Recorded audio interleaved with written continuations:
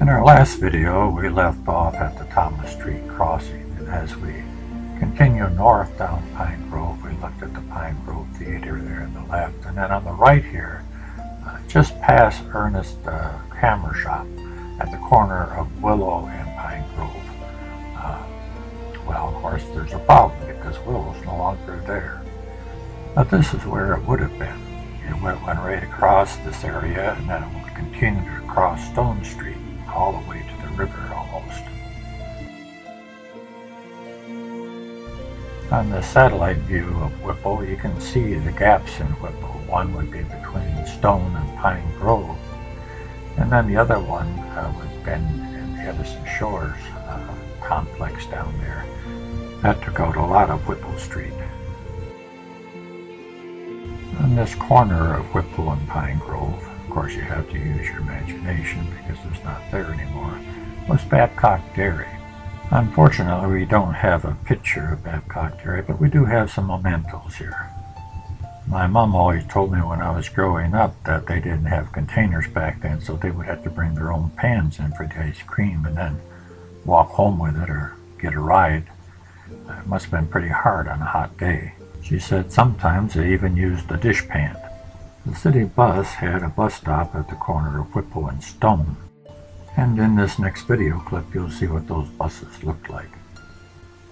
We used to call them banana wagons because of all the yellow on the bus. There was one bus driver by the name of Harry, and every time he made a stop, he had a little poem for that stop. And when he got to the corner of Whipple and Stone stop, he would say, "Whippo, Whippo, get your ice cream for a nickel." Of course, that was referring to the ice cream at Babcock Dairy.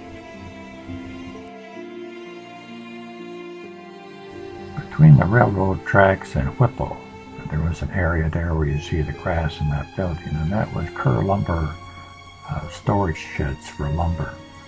As a boy, we used to play on there.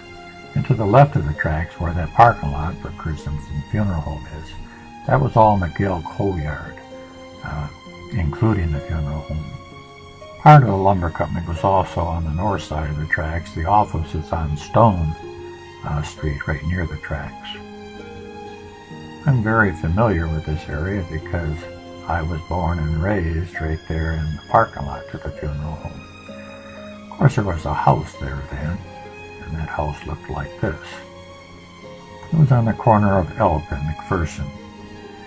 And to the right of the house, where it is shed and fences, that was the beginning of McGill Coal Yard. Back then, there was billboards all along Elk Street. It would have been right in front of where the funeral home is now, almost to Whipple Street. This next video clip will give you a better idea of what it looked like. Of course, this is our house. And then to the right was McGill Coal Yard, and as you can see here, you can start seeing the billboards. And behind those billboards, you can see all the machinery that they use for McGill Coal Yard.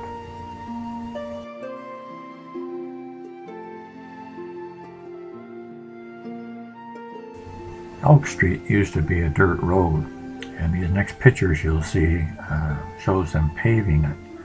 And of course, that was a pretty big deal back then. Here they are working on the road, and to your right you can see the billboards there. Here we see them working on the road, but notice the buildings on Pine Grove. The one there on the corner, the little one, that was Wolf's grocery store.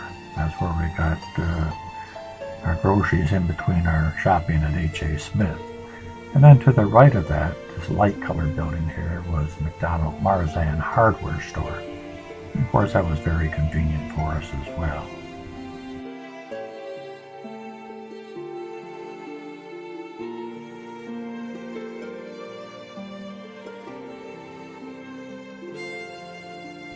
This is looking toward McPherson, and as you can see, that home is still there today.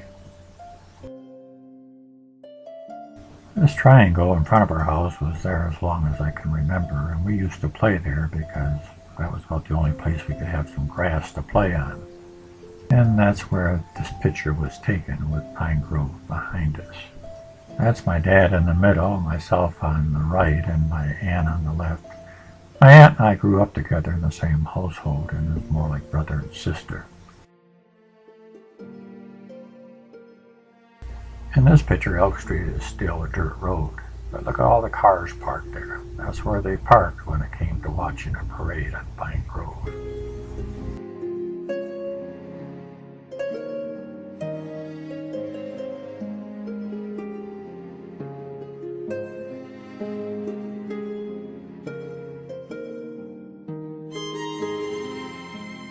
Some of these buildings are still here. You have where the local grocery store was in the corner there, and then that small store in between. I'm not sure what that was, but it's still there. And then where McDonald Marzan was, that building's still there.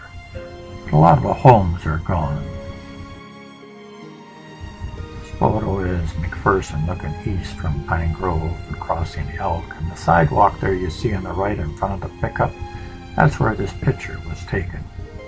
This is my aunt and I playing ball by the side of our house, but the reason I wanted to show this picture, in the background there on stone, you can see Tree 11 Coal Company. It gives you a pretty good view of their signage that they had out front. So there were competing coal companies across the street from each other. This next video clip was taken in our backyard facing McPherson, and it was taken during the war years. Here I am checking the tires to make sure I don't have a flat.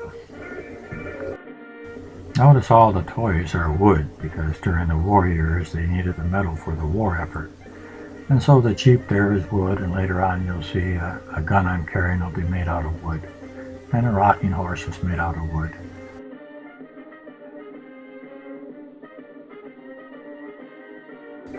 You just can't get a helmet to fit. But I'll wear a large helmet if it'll help the war effort.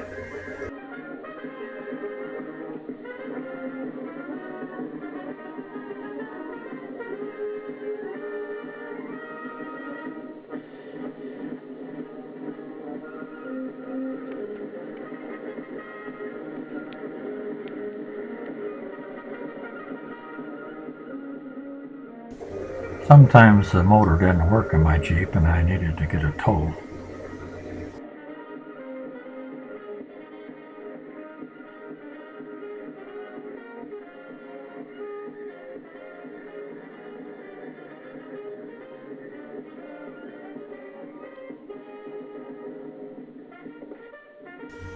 Take a look at this house behind the fence on the other side of McPherson here. Like to take a guess what's there now? Well, I'll give you a hint. That's right, Bola and Cotter Dental Office.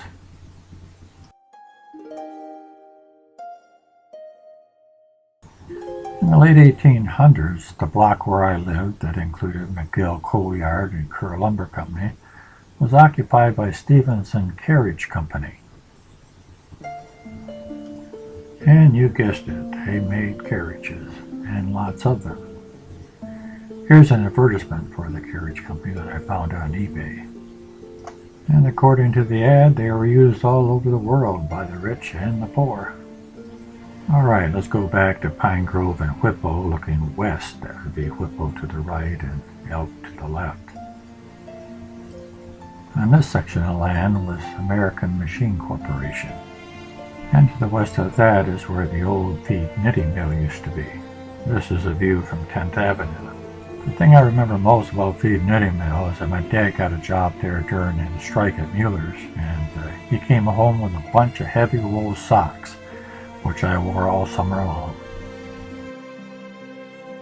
In this photo, it appears that both Whippo and 10th Avenue are dirt roads.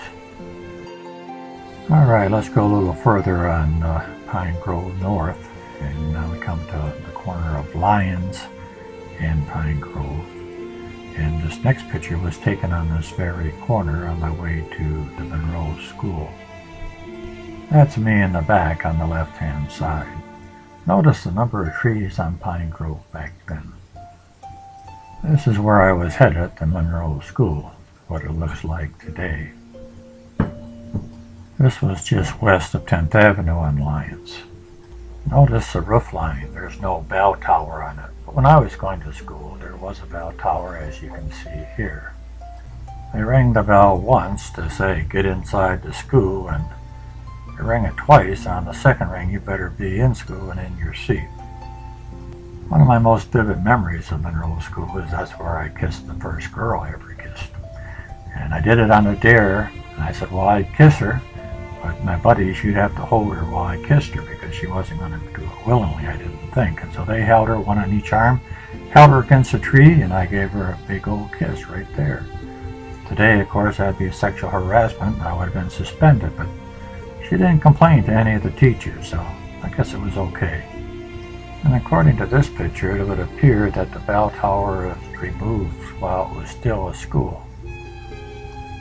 In this class photo from 1948, it shows our class and it shows a couple of the teachers. We actually had 4 teachers, if I recall. Miss Payton, Miss Stevens, Miss Bond, Miss Page. There's only a couple shown here. The one on the left is Miss Payton. She was the principal also. I remember when several of us boys were called into the principal's office for throwing snowballs. And we got a whack for every snowball that we threw. And after I saw what happened to some of the other boys, she got to me and said, how many did you throw? And I said, just one. She gave me a pretty good whack for that one. Alright, let's go a little further north on Pine Grove just before you get to the bridge overpass, and here you see the duty-free store that used to be on Pine Grove. It's actually been in several places, but this one was on Pine Grove before the overpass. And you can see from this picture that it was taken from across the street at the gas station. And no, that's not $3.59 a gallon, that's 35.9 cents a gallon. Going to the other side of the street, just before you get to the bridge, is where London's Dairy used to be. In 1936, Glenn London and his brother Clyde and his brother-in-law Dewart Blizzard entered the dairy business with 13 cows, a small family farm, and a dream. And it became one of the largest dairies in the state of Michigan, servicing the entire eastern half of Michigan from Muskota to Detroit. But I think what most of us remember about London's Dairy is this store right here where we used to be able to get hot fudge sundaes and banana splits and get a badge if you could eat the whole trough of ice cream. But the photo you're looking at now is the remodeled London's Dairy. The original London's Dairy had a U-shaped bar with stools around it, and the booths were all against the walls. And then in this version here, the newer one, they just had the tables in the front and the bar in the back. About a block north of London's Dairy used to be an entrance to the Blue Water Bridge off of Pine Grove. And this entrance, of course, you could turn either way. There's a little triangle in the middle.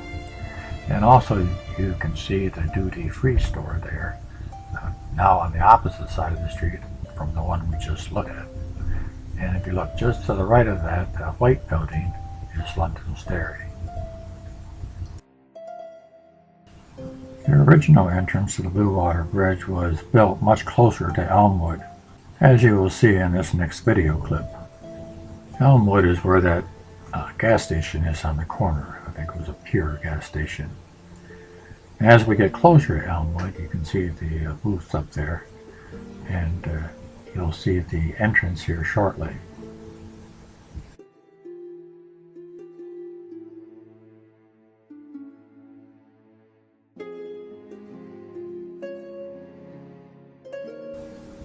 There it is right here. The entrance and the exit were actually very close together, but the exit went off on Elmwood, where the entrance was on Pine Grove. There's a couple of ladies looked like maybe they took a walk across the bridge. And here we turned on Elmwood, and you can see the exit right here. In our next video, we'll pick up where we left off on Elmwood and take a look at some of the things that were there.